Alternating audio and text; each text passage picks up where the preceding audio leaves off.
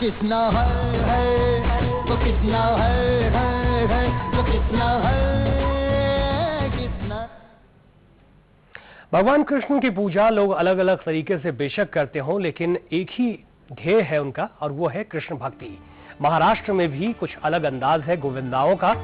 भगवान कृष्ण माखन चोर भी थे। चुपके चुपके गोकुल के ग्वालिनों के घर जाकर माखन चुरा लेते थे, और आज भी ये प्रथा गोविंदा बनकर खूब निभाई जाती है। गली मोहल्लों में गोविंदा टोलियों में निकलते हैं और दही की मटकी फोड़ते हैं। चलिए देखते हैं कैसे दही हांडी की इस परंपरा को आज भी हम निभा रहे हैं।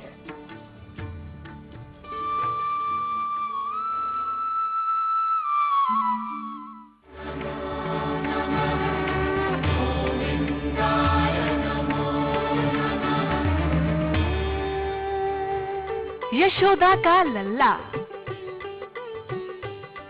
गोपियों का प्यारा, मुरली मनोहर कृष्ण कन्हैया।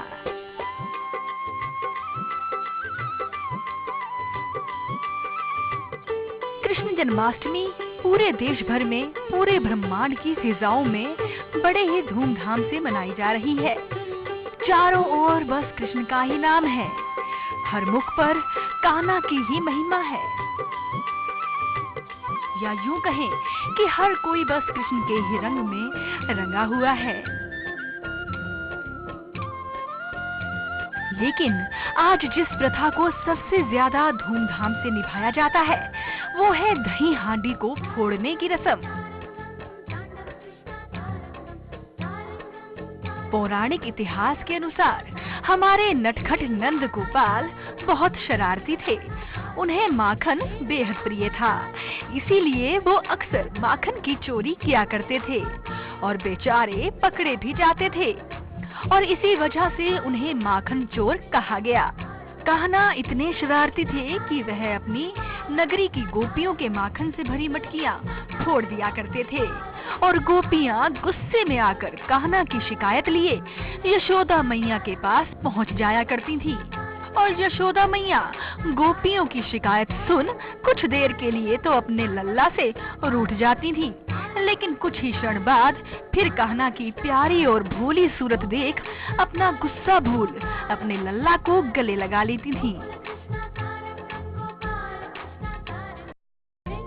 कान्हा की मनमोहिनी अदा, उनकी शरारत, उनका नटखटपन हर किसी का मन मोह लेता था।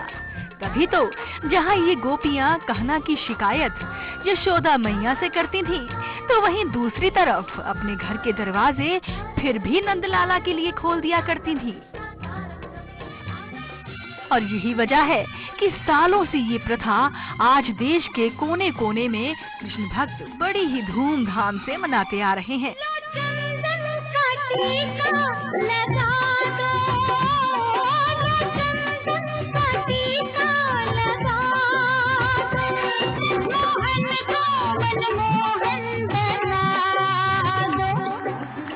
आला रे आला गोविंदा आला।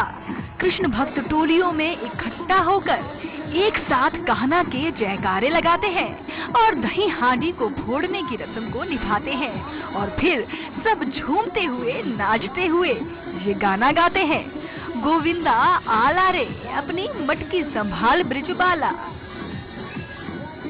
कंचन शर्मा, लाइव इंडिया, दिल्ली।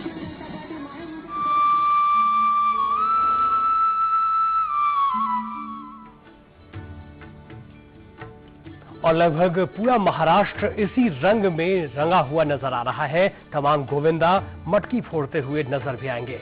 हमारे साथ दो मेहमान जुड़े हुए हैं लगातार और तमाम तरह की बातें आपको बता रहे हैं। हमारे साथ अश्विनी मंगल जी भी मौजूद हैं। अश्विनी जी, अगर हम भगवान कृष्ण को याद करें तो सबसे पहले जो बात याद आती है वो है बांसुरी और मोरपंख। क्या महत्व है इनका?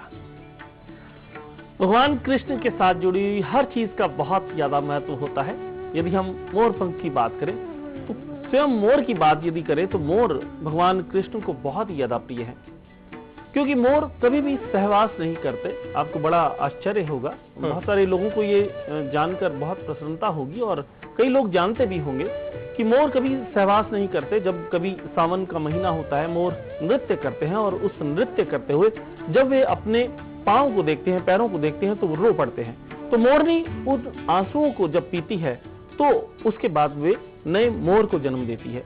तो इस प्रकार मोर माया से परे हैं, मोर हर तरह से शुद्ध होते हैं, इसलिए भगवान कृष्ण को मोर बहुत ज्यादा प्रिय हैं, इसलिए उन्होंने मोर पंख अपने शीश पर लगा रखा है। इसी प्रकार उन्हें बांसुरी बहुत ज्यादा प्रिय है। तो कृष्ण भगवान जब बांसुरी बजाते हैं तो एक बहुत ही सुंदर सी ध्वनि निकलती है, ऐसी ध्वनि जिस ध्वनि को सुनकर सभी लोग आनंदित हो जाते हैं, सभी लोग आकर्षित हो जाते हैं। हम भी जब कभी भी कोई भी लोग पूजा करते हैं तो एक उन्नाद का स्वर सुनाई देता है, और यही उन्नाद यदि उस बांसुरी के तरीके का हो तो परम आनंद की अनुभूति होती है। तो इसलिए कृष्ण भगवान को बांसुरी बहुत पसंद है, और आप भी जब भी कभी पूजा करें कृष्ण भगवान को बांसुरी जरूर अर्पित करें। और अश्विनी जी, आप भी इंतजार कर रहे होंगे कि हम कब विकास जी का रुख करें। हमारे संवाददाता लगातार मथुरा में मौजूद हैं। चलिए एक बार फिर से उनके पास चलते हैं। विकास जी, क्या दिखाना चाहेंगे हमारे दर्शकों को? देखिए, जिस क्षण की प्रतीक्षा सबको है, वो सब यहाँ द्वारकाधीश मंदिर में भी हजारों लोग उसकी प्रतीक्षा कर रहे हैं, क्योंकि अब जब कपाट खुलेगा तो जन्म का ही दर्शन होगा, जन्म दर्शन ही लोग करेंगे। इसलिए सब लोग यहाँ प्रतीक्षा द्वारकाधीश मंदिर में कर रहे हैं। हम अपने सहयोगी कैमरा पर्सन को एक दिखाएं कि जिधर मूर्ति है, विग्रह है, उधर ले जाएं कि देखें अभी वो पर्दा बंद है, अभी वो कपाट भी बंद है। जो पुजारी हैं वो सब लोग तैयारी करके जन्म दर्शन दिखाने के लिए, और जो उसके बाद अभिषेक होगा, पंचामृत से भगवान को स्नान कराया जाएगा, उसकी पूरी तैयारी अंदर की जा रही है। बस थोड़ी ही देर बाद वो कपाट खुलेगा और लोगों को दर्शन शुरू हो जाएगा होना। यहाँ आप देख सकते हैं कि सैकड़ों नहीं हजारों की तादाद में लोग द्वारकाधीश मंदिर के अंदर प्रतीक्षा कर रहे हैं, और सुबह से प्रतीक्षा कर रहे हैं कि उन्हें अपने आराध्य का, अपने कान्हा का एक क्षण के लिए दर्शन हो जाए। देखिए, कृष्ण का इस अवसर पर यानी जन्मोत्सव में, यानी जन्माष्टमी के दिन जन्म के वक्त दर्शन करने का बहुत ही महत्व बताया गया है शास्त्रों में। खास करके भागवत जी में जो कथा है उसके हिसाब से कि आज जो दर्शन होता है, खास तौर पर जब मध्यरात्रि का जो दर्शन है, वह कभी भी आप दर्शन करें, लेकिन मध्यरात्रि जन्माष्टमी के दिन जो आप दर्शन करते हैं उसका महत्व अलग होता है। तो शायद यही वजह है कि उसी आस्था और भाव से लोग डटे हुए हैं। मुझे भी प्रतीक्षा है और दर्शकों को भी प्रतीक्षा होगी कि कब वो क्षण आए कि ये कपाट खुले। और बिल्कुल विकास, और आप उसी रंग में रंगे हुए नजर भी आ रहे हैं, और आपकी आवाज भी दबती जा रही है। भगवान कृष्ण के लिए जो जयकारे लगाए जा रहे हैं उससे आपकी आवाज भी दबती हुई नजर आ रही है। चलिए हम आगे बढ़ते हैं, आगे का रुख करते हैं। कृष्ण रास लीला के बारे में हम बचपन से ही सुनते आए हैं, आपने भी सुना होगा। वृंदावन में गोपियों और कृष्ण भक्ति में मग्न होकर नृत्य करती थी गोपियां, वहीं कान्हा बांसुरी के धुन पर पूरे गोकुल को मोहित कर लेते थे। आज भी वृंदावन का निधिवन या कहें कि तुलसी वन इस बात का गवाह है। आइए देखते हैं इसकी एक झलक।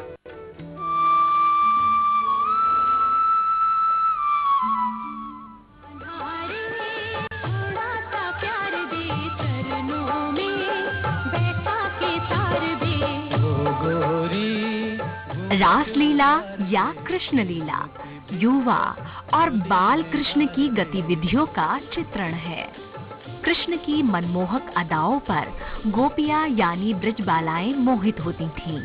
कान्हा की मुरली का जादू ऐसा था कि गोपियां अपनी सुध बुध गवा बैठती थीं, और ऐसे में कान्हा के साथ रचाती थी रासलीला। कान्हा की नटखट शरारतों पर पूरा वृंदावन मोहित था। जब तक साधन तन मन जीवन सब कुछ अर्पण प्यारे सावरिया। जन्माष्टमी के मौके पर कान्हा की उन्हीं सारी अठखेलियों को एक धागे में पिरोकर यानी उनको नाटकीय रूपांतर देकर रासलीला या कृष्ण लीला आज भी खेली जाती है।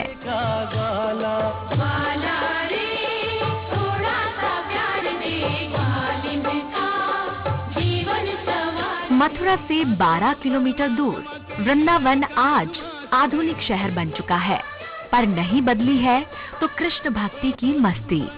आज भी वृंदावन में पूरी दुनिया के लोग खींचे चले आते हैं और निधिवन पहुंचकर खुद को कृष्ण के सबसे करीब पाते हैं। वृंदावन, जिसे तुलसी का वन भी कहा जाता है, कभी 14 बाग और 14 उपवन से भरा हुआ था, जहां कान्हा की मुरली की एक धुन पर न सिर्फ गोपियां बल्कि आसपास के पशु पक्षी भी खींचे चले आते थे। लेकिन अब छोटे से इलाके में सिमटकर सिर्फ निधिवन रह गया है, लेकिन आज भी इसका महत्व बरकरार है।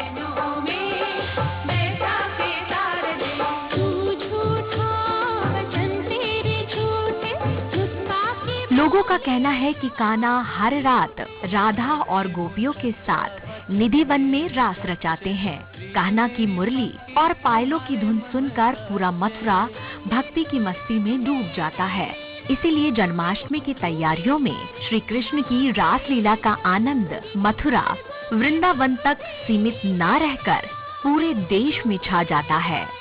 जगह जगह रासलीलाओं का मंचन होता है, जिनमें सजे धजे श्री कृष्ण को अलग अलग रूप में रखकर राधा के लिए अपने प्रेम को दर्शाते हुए दिखाया जाता है। इन रास लीलाओं को देख दर्शकों को, भक्तों को ऐसा लगता है मानो कि वो सच में श्री कृष्ण के युग में पहुंच गए हों। Shahida Khan, live India, Delhi.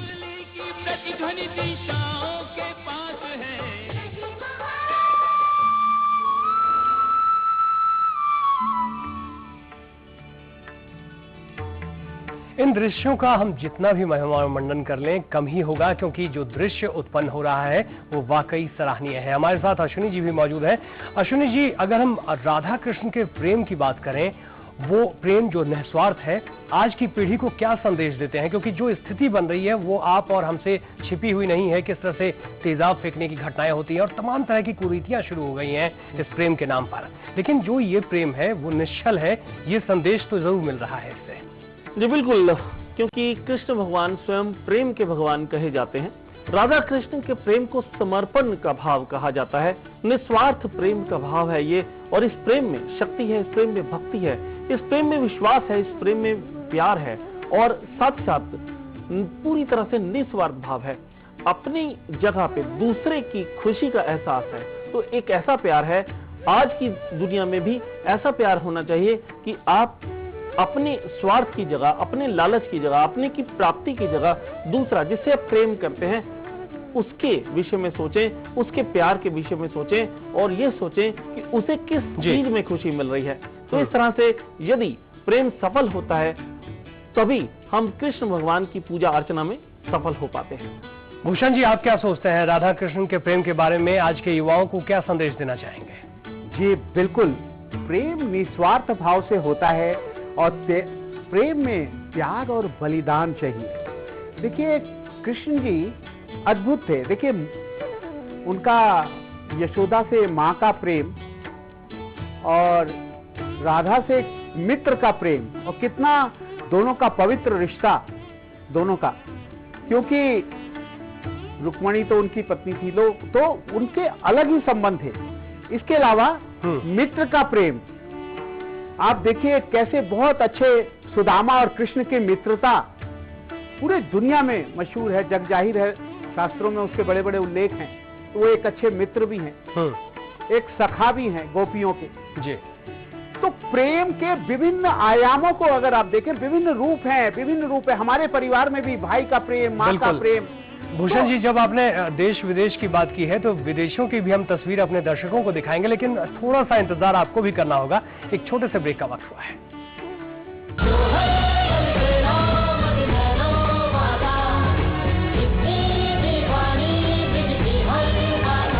कितना है वो कितना है वो कितना है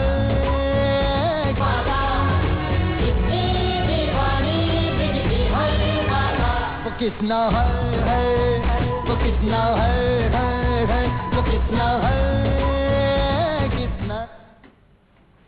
भगवान कृष्ण की भक्ति से यूं तो कोई अछूता नहीं रहा है, पर फिर भी ये बात चौंकाने वाली है कि कृष्ण के भक्त न सिर्फ भारतीय हैं बल्कि विदेशों में भी खूब देखने को मिलते हैं। और इसलिए जन्माष्टमी न सिर्फ हमारे देश में बल्कि नेपाल, मलेशिया, सिंगापुर, अमेरिका जैसे देशों में भी मनाई जाती है। चलिए आपको वहां की तस्वीरें दिखाते हैं।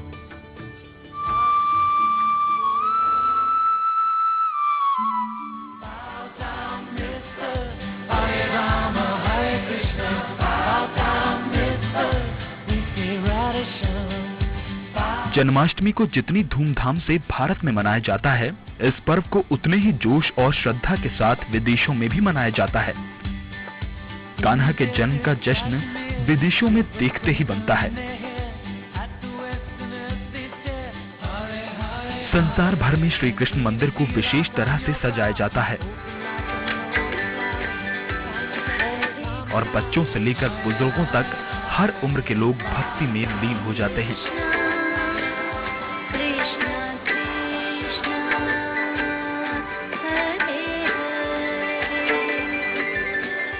जन्माष्टमी के जश्न में डूबा ये नजारा है अमेरिका के ऑरलैंडो शहर का, जहां बड़े ही शांत मन के साथ भगवान श्री कृष्ण की पूजा की जा रही है और कान्हा को कई तरह के व्यंजन अर्पित किए जा रहे हैं। यहाँ भारतीयों के अलावा विदेशी नागरिक भी हिस्सा ले रहे हैं और भारतीय अंदाज में भक्ति कर रहे हैं। यहाँ भक्त बड़ी धूमधाम से नाच गाना करके भगवान कृष्ण को प्रसन्न कर रहे हैं।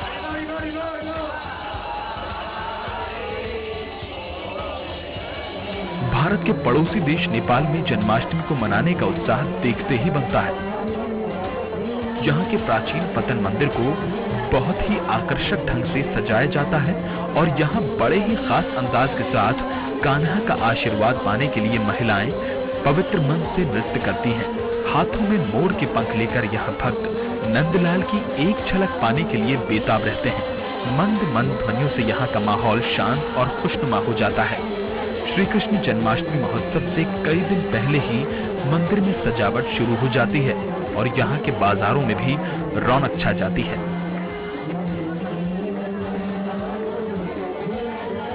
ये तस्वीर है मलेशिया की, जहाँ राधा कृष्ण की प्रतिमा का विशेष विधि अनुसार जलाभिषेक किया जा रहा है। उसके बाद मंत्र के जाप के साथ भगवान कृष्ण को कच्चा दूध अर्पित किया जा रहा है।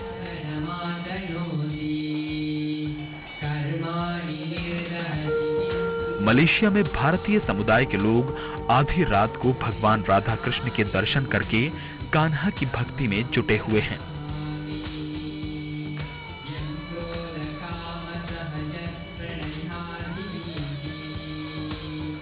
सिंगापुर का नजारा भी बेहद खास है। यहाँ भी भारतीय परिवारों के साथ साथ विदेशी नागरिक भी भक्ति के जश्न में उत्साह के साथ कान्हा के जन्म महोत्सव में हिस्सा ले रहे हैं। महिलाएं श्रृंगार करके भगवान कृष्ण की जन्म की तैयारी कर रही हैं। विदेशों में रहकर भी ये लोग अपने संस्कारों, त्योहारों और भक्ति को अपने दिल में समेट कर रखते हैं। Sandeep Salwan, live India, Delhi.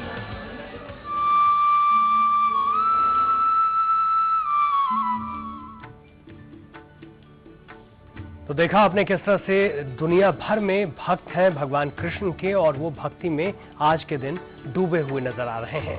हमारे साथ अश्विनी जी मौजूद हैं।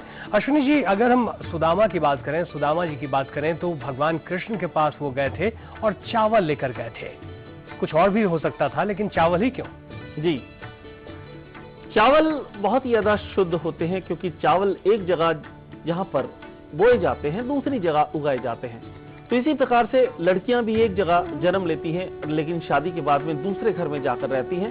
तो खुशियां मिले, खुशियों की प्राप्ति हो हर व्यक्ति को, इसलिए हर पूजा में चावल का प्रयोग किया जाता है। तो चावल अर्थात अक्षत, अर्थात बिना टूटे हुए चावल। तो इस प्रकार के चावल जो कि अक्षत होते हैं, इनको पूजा में सर्वप्रिय सभी भगवानों को अर्पित किया जाता है।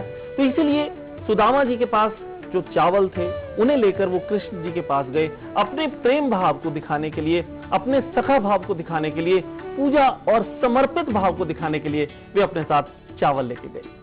बिल्कुल, हमारे साथ भूषण जी भी मौजूद हैं। भूषण जी, इस बार 2 दिन के लिए जन्माष्टमी की बात आ रही है सामने, ये इसके बारे में हमारे दर्शकों को बताएं। जी बिल्कुल, आज ये बहुत बड़ी चर्चा चल पड़ी है कि भाई कृष्ण जन्माष्टमी आज है या कल है, 17 को है, यानी कि रविवार को है या सोमवार को है। अब क्या हुआ कि छुट्टियां घोषित हो गई सोमवार को, तो हो रहा है। लेकिन क्या है विधि सम्मत? देखिए, 4 चीजें बहुत जरूरी है कृष्ण जी के जन्म के लिए। पहला, अष्टमी तिथि का होना। दूसरा, चंद्रमा का वृष राशि में रहना। तीसरा जो है वो है बुधवार का होना। और चौथा है रोहिणी नक्षत्र। इस बार का अद्भुत संयोग है जी। आज कृतिका नक्षत्र है, उसके बाद रोहिणी आएगा 2 दिन बाद, कल 12 बजे से शुरू होगा। तो ये देखा गया कि आखिर 47 मिनट का फर्क होने की वजह से 47 मिनट के पहले आज सुबह सूर्योदय से 47 मिनट तक जो है वो सप्तमी थी, उसके बाद पूरे दिन अष्टमी हो गई और कल हो जाएगी 6 बजे के बाद, लगभग 6:15 के बाद नवमी। तो नवमी को तो हम जन्माष्टमी नहीं मना सकते, बिल्कुल, लेकिन रोहिणी नक्षत्र है, वृष राशि चंद्रमा में है, तो इसलिए कल का भी तर्क दे दिया गया। लेकिन दरअसल संपूर्ण जो देखा जाए, अगर संपूर्ण चीजें हैं, 2 चीजें इकट्ठे हो गई हैं, भले ही बुधवार ना हो, रोहिणी नक्षत्र ना हो, लेकिन वृषभ राशि आज रात को है और जो है उसके अलावा अष्टमी है, जो जन्माष्टमी, अष्टमी को जन्म हुआ था कृष्ण जी का, तो अष्टमी में ही मनाया जाएगा। इसीलिए आज के बारे में खासकर जन्माष्टमी होती है, लेकिन बहुत सी जगहों पर कल भी। लेकिन जो द्वारकाधीश मंदिर है, बताना चाहता हूं, आज जो हम आपको लाइव दिखा रहे हैं, बिल्कुल, हम इस वक्त तस्वीरें भी देख पा रहे हैं भूषण जी, जो तस्वीरें देख रहे हैं वो सीधे हम द्वारकाधीश से अपने दर्शकों को दिखा रहे हैं। जी बिल्कुल, आप उनको देख रहे हैं, देखिए द्वारकाधीश से सीधी तस्वीरें आप देख रहे हैं, वहां पूजा अर्चना हो रही है। तो वो जो द्वारकाधीश का मंदिर है, आज बड़ी खुशी की बात है, आज बहुत ही खुशी की बात है कि इस जन्माष्टमी में उस द्वारकाधीश मंदिर के 200 साल पूरे हो गए। भूषण जी, हम अपने दर्शकों को बांके बिहारी के बारे में बता देते हैं कि क्या महत्व है इनका और बांके बिहारी के बारे में और किस तरह की बातें हैं इस खास पेशकश में। देखिए,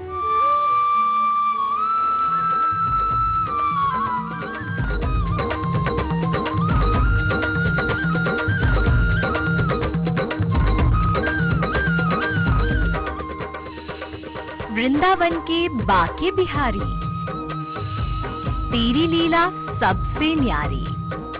बिहारी की देख छटा, बांके बिहारी की देख छटा, हरि मेरो मन है गयो लटा फटा, हरि मेरो मन है गयो लटा फटा।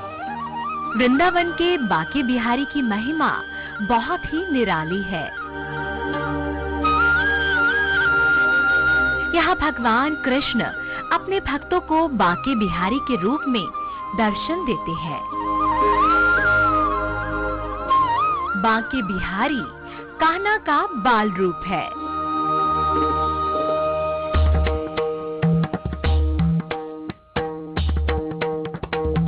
नन्हे से नंदलाल, जिनकी प्यारी सी आंखें, अधरों पर मोहक मुस्कान, छोटे छोटे पांव, छोटी सी मुरली थामे, बांके बिहारी की ऐसी ही छवि देखकर मग्न हो जाते हैं सभी भक्तजन।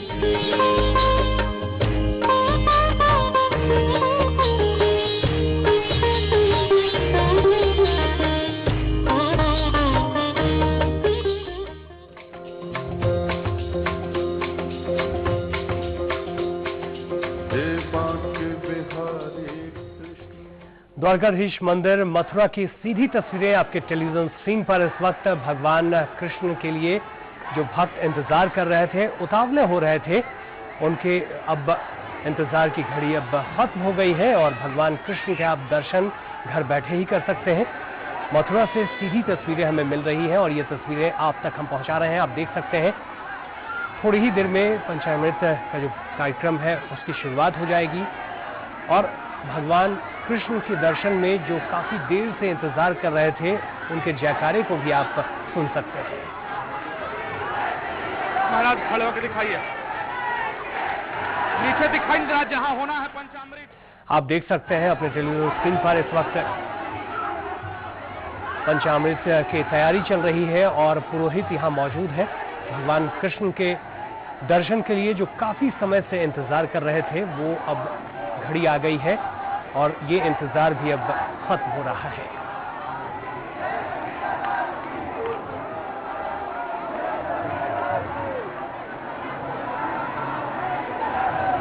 पंचामृत की तैयारी के लिए पंडित और पुरोहित यहाँ मौजूद हैं। आप देख सकते हैं इन तस्वीरों में, सीधी तस्वीरें आप इस वक्त देख रहे हैं मथुरा से।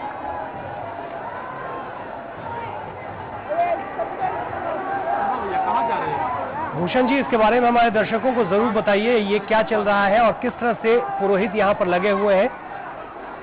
जी हाँ, कृष्ण जी को अभिषेक बहुत ही प्रिय है। सबसे पहले कच्चे दूध से उनको स्नान और अभिषेक कराया जा रहा है और इससे वो बहुत ही प्रसन्न होते हैं। जन्म हुआ है उनका, बाल रूप है, और उनको जो है द्वारकाधीश मंदिर जो कि 200 साल पुराना है, उसका निर्माण जो है 1814 में हुआ था एक राजा द्वारा। और आज अद्भुत संयोग है, देखिए आज 200 साल पूरे हो रहे हैं, और उस अवसर पे, जन्माष्टमी के अवसर पे, आज द्वारकाधीश मंदिर में महाअभिषेक हो रहा है उनका। ऐसा लग रहा है मानो बाल रूप में वो हमारे बीच में सचमुच में आ गए हैं। बिल्कुल अद्भुत रूप है, बिल्कुल बिल्कुल अद्भुत रूप है। और हमारे साथ अश्विनी जी भी मौजूद है। भूषण जी, उनसे भी प्रतिक्रिया जान लेते हैं। आप भी कैसा लग रहा है ये दृश्य हमारे साथ देखकर अश्विनी जी? बहुत ही विहंगम दृश्य है, बहुत ही सुंदर दृश्य है ये। और इस दृश्य में जहाँ चरणामत से पूजा आराधना की जा रही है, कच्चे दूध से अभिषेक किया जा रहा है, दक्षिणावर्ती शंख के साथ में अभिषेक किया जा रहा है। शंख जो कि बहुत ही पवित्र होता है, और शंख से पूजा जब भी की जाती है तो मनोकामनाओं की पूर्ति जरूर होती है। तो इस तरह से इस अभिषेक को देखने मात्र से बहुत ज्यादा लाभ होता है, और प्रभु के दर्शन करने से बहुत आनंद आता है, और आनंद विभोर हो रहे हैं सभी दर्शक। सभी दर्शकों की मनोकामनाएं घर बैठे बैठे ही पूरी हो रही हैं, क्योंकि इन दर्शनों का बहुत अधिक लाभ प्राप्त होता है। इन्हीं तस्वीरों के साथ आप दोनों मेहमान हमारे साथ जुड़े और हमसे इतनी सारी बातें की, इतनी जानकारियां आपने पहुंचाई, आप दोनों का बहुत बहुत शुक्रिया। लेकिन लगातार हम अपने दर्शकों को ये तस्वीरें पहुंचा रहे हैं। जन्माष्टमी की आप सभी को बहुत बहुत शुभकामनाएं। इजाजत दीजिए।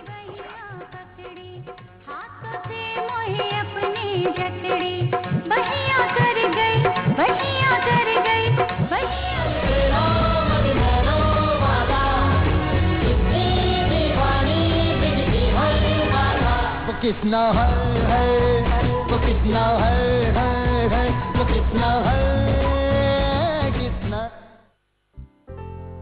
माँ और बाबा ने एक एक पैसा जमा कर मुझे पढ़ाने का फैसला लिया था। मैं जानता था कि उन्होंने खुद के लिए कभी